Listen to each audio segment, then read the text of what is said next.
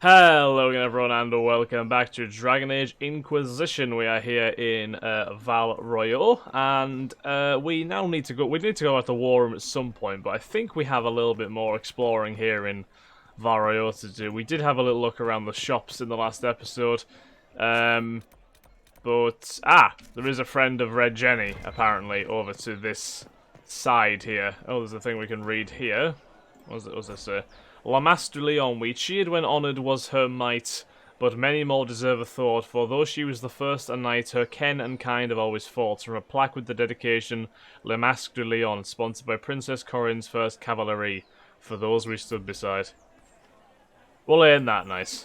There must be something here. So, the Red Jenny thing is hidden somewhere there, but is there anything around this area first? The summer home of Messier Glubs, that's a hell of a name. A plaque reads, a seasonal home for the childhood pet of the twin sons of Empress Yvette. The nature of Messier Glubs remains unknown, save that he was a gift from a Ravani ambassador, and he was eventually released to the sea after taking the hand of a sluggish page. Huh. Good day. Salutations. Salutations. To you too, sir. Oh, this is a beautiful area, isn't it? Royeaux is certainly a sight to behold. The Lover's Alcove. Every district has one, at least one, and the question must be, why is a place meant for dalliance declared in such an obvious way? And the answer, of course, is that obviousness is the entirety of the point. When manners and station will not allow impassioned words, such corners are places to be seen, not being seen. Entering with the paramour is as much a declaration as singing out in joy, which one of good standing must never do. The alcove is thus a dignified means of announcing romantic affiliation, either for genuine partnership or to appear as such in order to spare a suitor a refusal. Dignity, of course, requiring that one does not also make use of the darkness for actual physical gratification. This has, of course, never occurred. Of course not. Was I just subtitled there? How the hell did the game know? That was weird. What the hell's happening here? Very odd conversation going on there. Like, he's not listening at all. Her Majesty's convenience. For Her Majesty's convenience, wood and vines defy the very sun and rain. Not of heroes, the death of diversity. What could hold back an empire? Another. What could hold back so defined a people as Tevinter? Another. Let us consider if eldest Isarath was not meant to honour Matharath, for the father's fate was already condemned by hidden betrayal. Let us consider that Isarath was told to turn from ties to Matharath to look forward, not back. What of his actions then? Isarath was granted a land of tribes, of scattered alliance. His answer was the grand unification, which most condemn as arrogance. Sweeping changes in trade, relocations to break local allegiances, all to favour centralised trade and power. Cities were levelled to expand a new capital, a powerful and influential city of a new nation, Val Royeaux of Orlais, and all in the name of not lost Andraste, but of holding back looming Tevinter. Power was united, but cultures less so, investing everyone in the new Orlais stratified the classes. And through it all spread a bitterness that a Ferelden ruled. Isarath avoided the stain of his father, for he was seen as victim too, but he was still Alamari. What if, dear readers, the final unifying element came not from accident or even the deliberate actions of Isarath, but from a common hatred and not the common hatred of the day? The sons of Matharath would succeed at creating a peer for Tevinter, but only at the cost of themselves. Interesting. Sister Antoinette, hello. Yes, I'm sorry. Minding the duties of the ailing mother, Avvar, I am rather overwhelmed. Forgive me. I am unsure whether I meant to extend chantry services to you, and that troubles me greatly. Well, I hope we have all that resolved fairly soon. Something about a victory in shade. Here grows one of many strange trophies returned from the liberation of Kirkwall in 760 Storm. Quite. Where brave or legion forces turn back the unstoppable Qunari. A cutting salvage from a burning dreadnought was presented to Emperor Cyril, and it was tended to full growth by the careful hands of Avvar's master landscapers. That's a very lovely tree. It is the whisper in the night. Is this a different shop? Oh, it is, you know. Inquisition, eh? I'll sell. But if the chantry censures you, I'm not liable. No offense, but I... Fair enough. Oh, you sell weapon schematics. Interesting. Oh, they're expensive, some of them. Wow, that is What do you do you purely sell schematics? You do purely sell schematics, right? We don't want any of this. Well, there's a Darkspawn Alpha Shield, which could be useful for Cassandra, but again, it's very expensive. So is the Magister Staff. Well, armor schematics. Again, there's some nice stuff, but again, I would love to craft a lot of it, but I don't think it's worth spending the money at the minute. I kind of feel probably could use it for better purposes. Maybe not, but, you know. Right, so what is in this little cafe area here? We maintain an Inquisition presence on Commander Cullen's orders. This has been received as you might expect.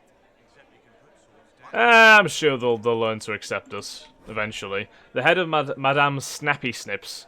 Mascot of La Mas de Leon, named in jest but genuinely respected, the Grand Mam, as she is also called, was the last dragon brought down by Sir Koenig, the previous owner of the cafe. A spirited hunter, Koenig came of age in the years following the sighting that named the era. While others were quick to assume the tales of ancient Avvar dragon hunters must have been exaggerated, he tracked a gradual increase in dragon numbers and size. Koenig believed we had yet to see a true return of the beasts of legend, and that the specimens of his day were young despite their ferocity. It is a cruel victory, but today we know Sir Koenig to have been correct, even as he may have fallen to his own expertise. He was years overdue from his last hunt, and for the rest of us, travel weary. What we thought to be the pinnacle of dragon strength may have been closer to adolescence. The sisters of Madame Snappy Snips may have left their sibling far behind. But reading all this has allowed our party to level up, so we we shall assign their attribute points now. Let's give Cassandra. Have a look. Turn the blade. Yeah, we'll give her that. It reduces her damage taken, obviously, not necessarily dished out because that would be terrible. Yeah, we'll give him Flash Fire because that sounds just absolutely demonic. And Solus is clearly a demonic person. Right, what else can we give old Solus? Not sure about that. Subterfuge. Yeah, give him that. Threat reduction is good for Varric. Boom, boom, boom. Right. So we got something else to read here. Not of heroes, Mafrath and sacrifice. Andraste, I will. Oh wow, there's a beautiful song playing in the background too. Andraste, our lady the sword and the fire against Tevinter, betrayed to the Empire in exchange for a kingdom. Mafrath now synonymous with treachery, but would Andraste have won? And if not, what would we have lost? Let us look not just at the act, but at the why of it. As the armies of faith pierced the Imperial homeland, it was revealed not as a wave, but as an arrow. And as any hunter will attest, if your aim is not true, there is no returning to the bow. We must consider how much of our lady's victory to this point was against true Imperium, and how much was against the echoes of an empire. Andraste, the inspiration, may not have considered such, but Mafrath the general fought for homeland, not visions. Was it victory or defeat that his betrayal held at bay? Mafrath made the deal that killed Our Lady, that is fact, and when Andraste died, Mafrath was gifted everything from the southern plains south. How generous and impossible to hold this must have seemed. Let us look on Mafrath and the legacy he divided among his sons, not with an eye for accusation, but from a tactical consideration. For he must have known that mere rivals had never stopped Tevinter. What if he set about creating peers, and none of this was accident? How then fared Soreth, Evrion, and Verald? There's kind of, when you look at it like that, there's kind of comparisons between that and the whole low game betraying Kaelin, Ostagar story. Kind of. Ah, there's the red handkerchief. Thank you, friends, for helping good Lady Keris. Saw those who asked about Herald enter third passage, could not stay to see them exit. Okay. So we do have the upstairs part of Royeaux to check out now too, don't we? I think we've pretty much covered everything down here, as far as I'm aware. Yeah, because that's the docks there. Yeah, let's. I think we can use this to go upstairs. I hope. Upstairs, like so. Do we go there? Travel. There we go. What's this? A season of the Fowler Foul. This window, the thief Treadwell did witness the attempted assault of Lady Castine. He surrendered his chance for escape to catch and hold her assailant, a bard of Lord Hailvine, hero thief, fault bard, and conspiring noble were all censured, as per their station, relevant action, lashings and labour, disappeared and ostracised for the social season, respectively. The scandal played out far longer in the theatrically serialised adaptation, which reimagined the three as siblings separated at birth, competing for Lady Castine's hand at her orchestration. The conclusion was relatively accurate to the original events, save the punishment of the thief and noble being swapped to comic effect. Generally good reviews received, though some thought the height of the lady's hair to be unrealistic. Of all the things, the height of somebody's hair was what ruined everything. Since the final red handkerchief. A scrap of parchment is hastily torn from an ornate document, stuffed into its hiding space with a large red sock. And we are to obey well. We meet at 3 bells to discuss how best to serve the new way. Scroll below in a misspelled script. Herald go at time, praise adrast. Taken together, the message reveal a time, path, and key to a location on the world map. So we have somebody to meet based on these weird messages we've been left. Interesting. Not of heroes, division and distance. For a supposed creature of jealousy and greed, Mafrath is less so indeed, for while his word brought low the bride of the Maker, his prize was quickly divided in distance.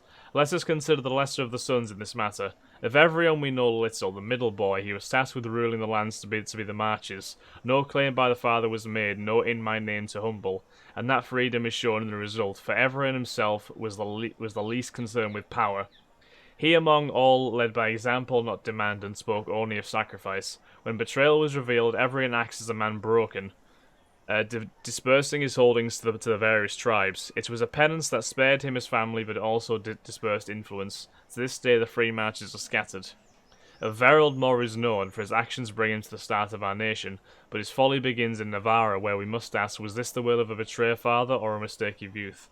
Mafrath gave rule to the youngest, Verald, and never claimed Navarra, and never did he sit on the throne, and he's thought to have rarely visited, but his name is hated there most of all, for it was bartered for legacy by the son. Unlike everyone, Verald spoke not as example, but to claim. Never his name was mentioned without that of his mother and father. His claims were bold, their actions were his, and their thoughts all shared. But from the father on his throne in Ferelden, no word is recorded, and we wonder, was it deliberate? When the betrayal was revealed, all with ties to Mafrath were vilified, and so strong were the ties that Verald had drawn that his court was killed to a man, and he was forced to flee. Had he kept silence, as seems the will of the knowing father, and had he girded as the father a guide to the elder, Isoreth and Verald might have remained to rule. But that would require that the betrayer not be as he is drawn, and it would have kept Verald in Navarra, and it would have kept Verald from Orlais, and it would have prevented the further betrayal that truly birthed Orlais. That's a very, very long, like, convoluted way to, like, to give, like, an alternative look at the whole, Mafarath thing. The Randa Dowager Quarterly. The Randa Dowager ignites winter passions with the collective conscripted by love, being a tale of heroes come legends, the Grey Wardens and their shining duty to claim those of promise who most suit their joining. The Randy Dowager, exhibitions for the noble of thought but spry of step. The lady herself says, always a classic when wands come calling, or dare one suggest the reverse. 4 scarves footed in shock out of 5. I am truly stunned by the descriptions of these sometimes. So there seems to be 4 different, like, places we can visit. Oh god, how did we get to that one? I am curious. I guess we'll go there. Seems to be a pain in the ass to travel around the upper areas of this. I don't know. Of this city, it must be said. The waiting alcove, forever empty in anticipation of artistic endeavour worthy of the envy and insidious jealousy of the capital and her glorious emperor, 848 blessed. Scratch below the inscription, mad shit, empty as his head. Fair enough. Anything around here? Nope. There's no hidden dangers inside the local potted plants, as far as I'm aware. But you know, you can never be too sure, can you? Right, Pillars of Everlasting. The Pillars of Everlasting Flame ignited 530 exalted, capped 562 exalted. Forgive them their petty nature, for the suit of your eternal flames blackened their silks. A pleasure. There is a lot of stuff in All A. Well, in Royeaux, but I imagine All A in general, there's also a lot of stuff based on what I'm actually seeing here.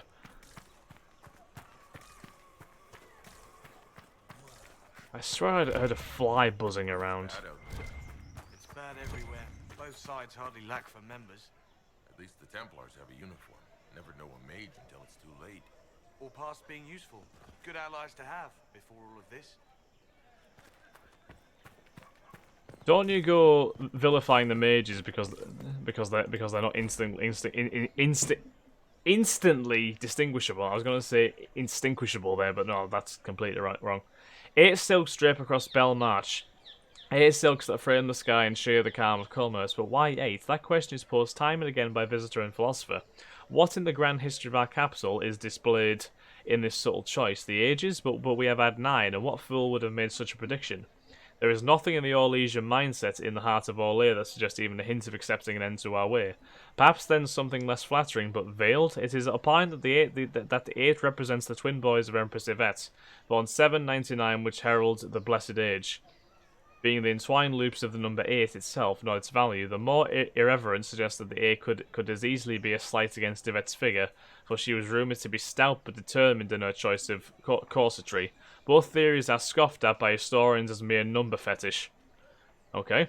What emerges when we consider the longevity of the question is not that there is meaning to be found, but that it is ingrained in us to search as though there is. For we need to believe that such a prominent detail of the greatest city the world has ever known must be thoroughly rife with meaning, and so certain are we that we discount even the architect, who grew so annoyed with the question that he had the answer engraved on his memorial. There were 16 rods. How compares his fact to our search for truth? Wow. That is the greatest explanation from the architect. What the shit is this guy doing? Dude, get down. Like, you shouldn't be what the... These Orlesians are crazy. Like, seriously, there is absolutely nothing stopping these guys. They're off the head. Ah, the Herald of Andraste. Is there something I might help you with? There's nothing. No. Thank you, sister. Make her go with you. Hello, sister. I require absolutely nothing from you. Goodbye. Anyway. Anything around this area? No, it does not seem that way. I'm not exactly sure. Well, I think we have to use the fast travel point to get to the other side. I wish all these like quarters were linked. They don't seem to be. So we were here. Now we use this one. Oh, there's a shop. What if we use this one? Actually, wait. What if we use this one? I think the highest ones are all linked. I think. Potentially. Don't you have anything better to do than chat me up? I'm watching the people go by. We live in exciting times. There. Long in the upper court. My weakness bids me not by chance to gaze upon the upper court, where shadows of our final dance and wishes of my heart consort. Beautiful. This is gorgeous. Look at that view. That is stunning. I like Royeaux is absolutely a thing of beauty. Absolutely no doubt about that. Some of the people are certainly stuck up, but I guess that's kind of to be expected. Empress Celine is a fine leader. You only say such because you navigated our game unscathed. Ah, the game. What a beautiful thing it is. She looks rather shifty. Oh, wait, is that a he? I think it's a he. I'm sorry. I was very, very wrong there. Anything to collect around this area? We do have this shop here. I wonder what this sells. Derabome. That's a great name. Is this a shop? I maintain a premises wherein customers of a certain affluence entertain the purchase of my ware. So yes, shop. May I see what you have? Very well. What do you have for sale? I have one item available for purchase. It is far too expensive for it merely to be sold. You may gaze upon it and dream of the wealth required to possess it, as have lords and kings. And then you may leave and purchase things from shops more aligned with your station. How do you keep the doors open on a shop with one item? My shop is a destination. Luminaries of every description journey here to see what is denied to them. Some pay tribute in the vain hope I will barter. They do not have the will to pay the price. I'm curious as to what this item Require is. a bargain to justify the spend, to ease their conscience. That would defeat the entirety of the purpose. What is it? Yeah. I can't see it. Tell me what it is. If you have to ask, you are not the one to buy it. I need to know if I can use it. And again, the point is missed. If mere use is your concern, you should go elsewhere. The person who claims this will not be known for using it. They will be known because they paid for it. So, you sell one very expensive item, and it's worth it? Let me now interrupt the inevitable defense of your thrift. I'm sure you have treasures, and you will have many more. You could parade them from here to Halam Shiral, but none of that would allow you to say you have purchased this. The item is irrelevant. The price is worth it. I don't see why this is special. Anyone can overprice something. To overprice an item must have a known value already. It is then priced over what it is worth. This has only the value I have set. It has never had another. It is not overpriced. It is priced. Right. Well, goodbye then. Mind the flooring. It is not used to feet that have been subjected to soil. But what does this say first, out of curiosity? The folly of General Not Sheraton. 3. But during times of crisis there can emerge abilities we do not know we possess. The servant under the greatest duress stood as Not Sheraton. She stood and she spoke. She stood and she led. She stood and she attacked. And under banners they knew, and a voice they did not, the forces of all labour brought low their enemy. Now perhaps the servant was more lieutenant than page to a battle-hardened lord, and perhaps the strength of the foe is stressed too much in retellings. And perhaps the Allied were well practiced in their roles, but none question that Not Sheraton was at least was at the least adequate and the most inspirational. Okay then, what is this item? 10,000 gold for a mystery box, which only has the description, so mysterious. I mean, I don't even know where to start with that. Like, how do you even start with that, really? Like, you can't, can you? You really can't say anything about that. Right.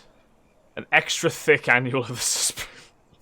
The Randy Dowager welcomes the new year by scandalizing the old with the collected romantic epic The Horned Ones, being a tale of conquest both of nation and of heart. Demands are satisfied as bronze giants share their explosive passions. Oh, Jesus.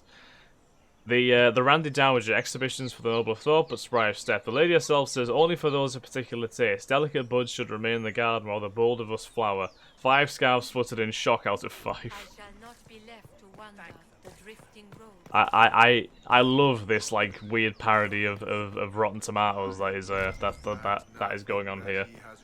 It's excellent, it really is. I don't know how to get over to that. Oh, there seems to be stairs actually. We might be able to get up there, can we? We might be able to get down there. So if we use this to fast travel down there, we'll go there. But for now, we will end this episode, guys. We will check out the last area of Royeaux and possibly go to this meeting spot in the next episode. So yeah, hope you have enjoyed, guys. If you have, then please like, comment, subscribe, and share. And I will catch you in the next episode of Dragon Age Inquisition. Thanks again, guys. Have a nice day. Bye-bye.